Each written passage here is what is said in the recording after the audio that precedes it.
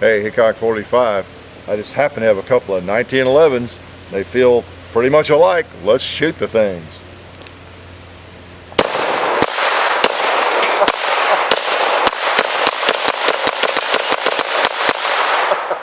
One ran out of ammo first. I think they're both empty. All right, let's go back up here and see what we have. All right, two empty 1911s. And one of them seems to have a bigger hole in the barrel though.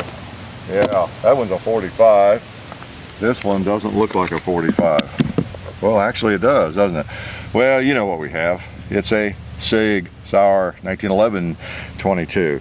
So that's strange. How can it be both? Well, you all know it can be both. These days, we have a 1911 style gun from Sig. They sent to us as T&E, and it's a 22 caliber pistol. Let's stick some Federal in it, who graciously furnished our ammo. Seems to do okay. I read somewhere that these things like warm ammo, but the standard nitrogen-packed Federal seems to work all right. Got some CCIs as backup here if we need them. But let's reload this magazine with it, see if it'll work. It's shot left-handed, isn't it? Weak-handed. I mean, obviously there's nothing sacred about left or right. It's weak-handed, your offhand. Because sometimes you're more likely to limp wrist with your offhand. If you didn't know that, your weak hand. Again, doesn't mean it's weak, it just means it's not the hand you use for everything, okay? So it is a 22 caliber, 1911. Let's put it hot, safety on, in the holster. See, fits a Phobos 1911 holster. Let's pretend it's combat time. Pull it out, safety off, oops, safety on, back in the holster, ears on. We skipped a step. Now let's pull it out, safety off. Oh, I was expecting recoil. 2 liter. All right. Bleeds it out, even though it's a 22. Nice, nice, nice. Okay. Oh, I see. That was empty. I wonder why it wasn't exploding. It was just going through it. Just one magazine. Okay. While we're taking a break, let me show you this thing. So, as I take it apart, let me make up some lies. Okay, here's how you break it down. If I can do this halfway smoothly. All right, you got to bring it back to this point. There's a little bitty notch there, if you can see that. It's not like in the standard 45 or 1911 where you bring it back to that notch. There's that little notch right there. And that, oops, sorry, you bring it back and to that point right there. And now I'm pushing on the other side, and then it will slide lock, so to speak, will come out. All right, then you go over here.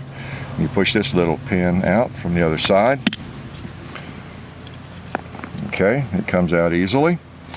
And it's still not ready. You've got a little screw here. You got to take that out with this Allen wrench provided by Sig. They do provide you with a chamber brush, wrenches, and even a replacement front sights. So it's kind of a nice package, I have to say. These are made by GSG. German sport guns, and they market them as, you know, GSG pistols like this. I think they even make them for somebody else, but I suppose, I'll assume Sig gives them the specs they want, just like Taylor's and Company does with a Uberti or Cimarron or with any of the companies that make Italian replicas, for example. They give them the specs and what they would like done differently, or how they want it finished and all that sort of thing. So I'm assuming there can be differences depending on whose name is on the gun. You would expect with Sig Sauer on the gun, side of the gun, it should be quality, no matter who makes it for them, right? You would assume that. Okay, you saw how I did that. It was, okay, and you got your barrel bushing, kind of like a 1911. Imagine that. Comes out, and then the barrel comes out.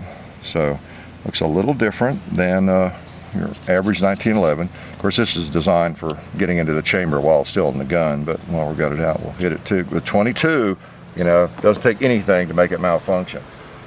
Well, it does take something. It takes dirty chamber, and you typically get that with 22 ammo, right? It's just the nature of it. So I'm going to put the barrel back in, put the bushing back in. All right, and then the rod spring. It's a little different. There you go. That back in there. That little flat side needs to be up on that. Okay. And then we put it back on the frame. This frame, by the way, the gun is made of like aluminum alloys and zinc alloy, Zamat, I believe, Zamac, but it's mostly zinc alloy, maybe some aluminum alloy, and it's just a different sort of animal. It doesn't feel like the old Colt over here. Even though the weight is about the same, you don't get the feel of the steel, so to speak. All right, now we just reverse order, put the screw back in. And that's one thing about it. If you're going to make a firearm in 22 caliber, and you want to replicate a 1911, well, you got some engineering to do, don't you? Because you definitely couldn't use a steel slide. That would make no sense. I don't think the little 22 is going to function that spring that the 45 does. Yeah, it's just not going to happen. Okay, we got the screw in, put the pin back in. There we go. And then all we have left is the slide lock, so to speak. And now we're clear, of course, because I had it apart. We keep from scratching it up too badly without getting the hammer. There we go. All right.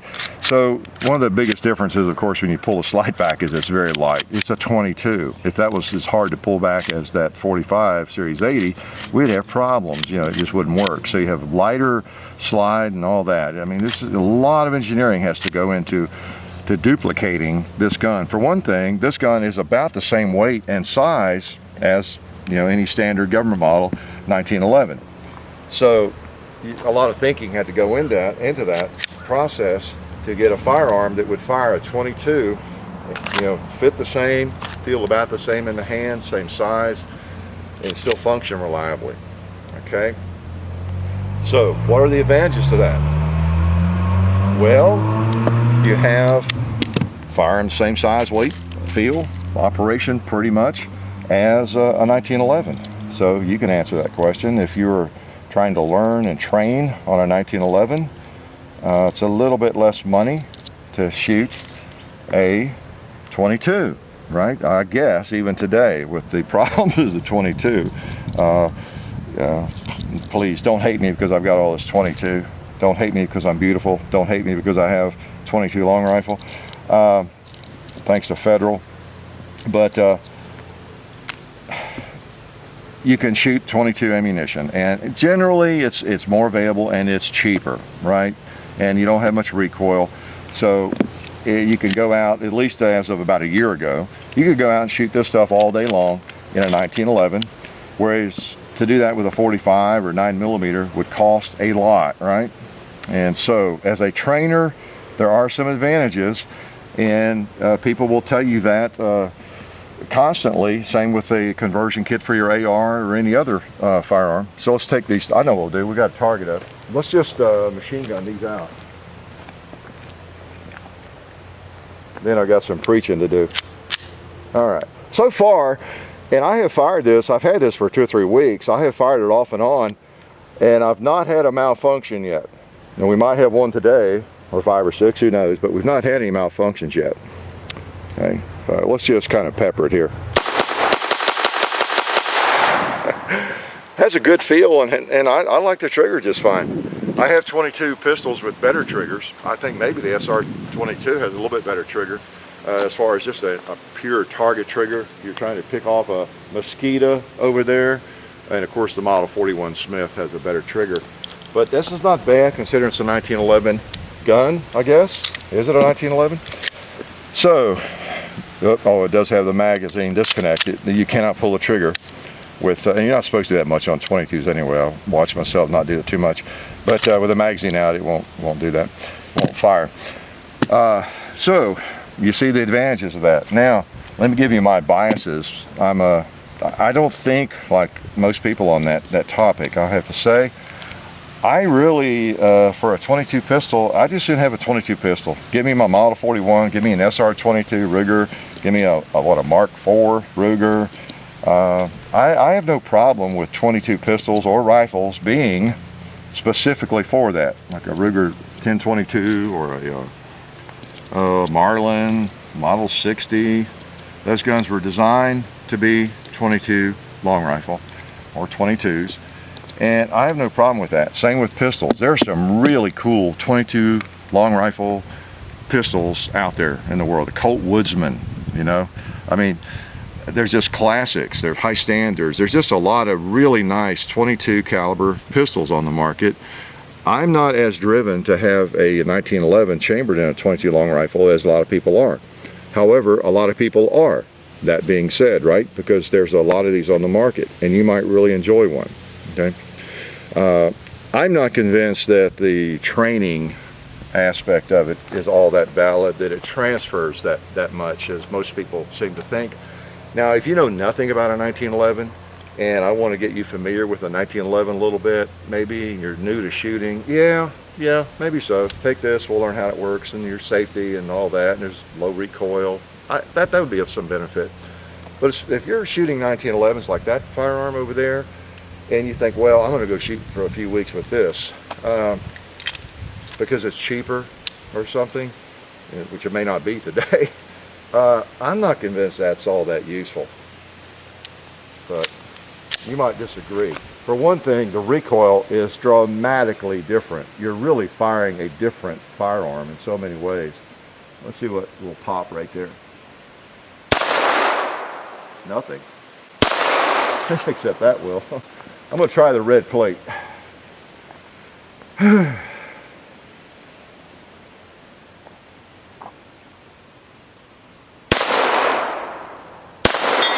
right. All right. Nice. Let's go to the gong.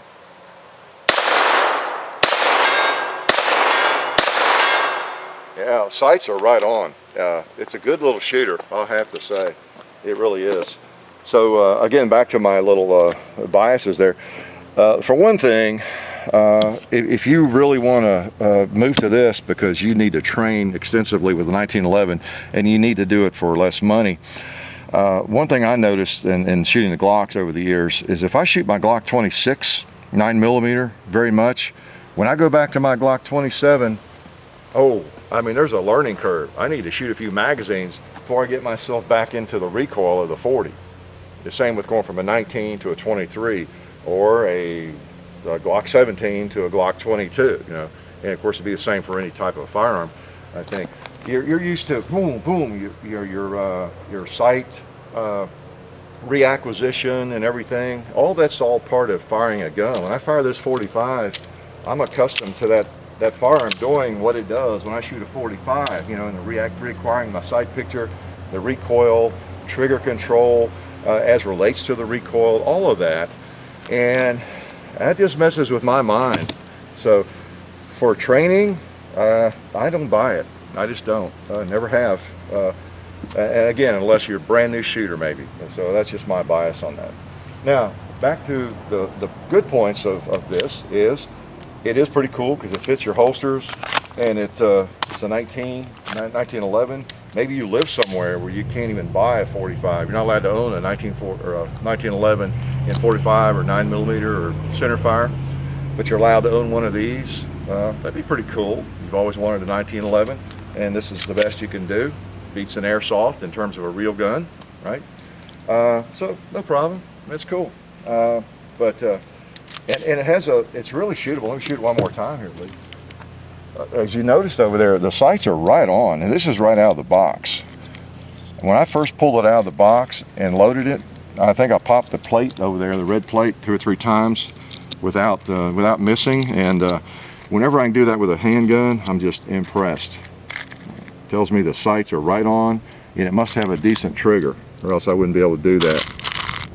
Okay. It's not like picking off a fly over there, but you got to hold it on. It's not automatic, that's for sure. So it is a good little shooter. We've got 10, holds 10 in the magazine. Just came with one, of course, or I wouldn't be just loading one magazine. All right, here we go. Let's take a couple more shots here. I'll tell you what, let's go into combat mode, back in the holster. All right, what do we want to shoot? Let's shoot a little steel, see if I can get it out of the holster.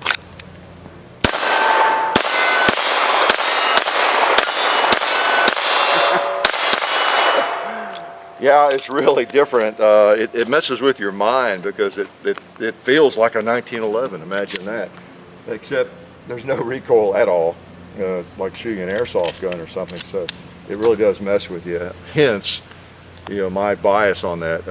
And then when I pick up that 45 over there, it's going to feel like I'm shooting a 500 Magnum, Smith & Wesson Magnum when I fire it. So anyway, just my thoughts on that. But this is a pretty nice little gun. I've not had any malfunctions. Again, I searched around the web and I saw some negatives. Some people had a lot of trouble with them. Other people love them. So, you know, your results might vary, but I would assume SIG put some pretty strict guidelines on what they want shipped to them and that they're going to market with their name on the slide. But I don't know how many rounds I've put through it, maybe a couple, 300, and no trouble. Breaks down without any trouble. It's different, you know. I don't necessarily love the way it breaks down, but it breaks down okay. And also, something I haven't done yet is this screws off. They provide a wrench for the end of that, and the barrel is threaded, so you can put a suppressor on there if you want to. So, interesting little gun, and I appreciate SIG, you know, sending it to us to try out. So, what can I say? Anytime you've got a new firearm to try out, whether it's a 22 or a 45 or a 9mm, tells you that life is good.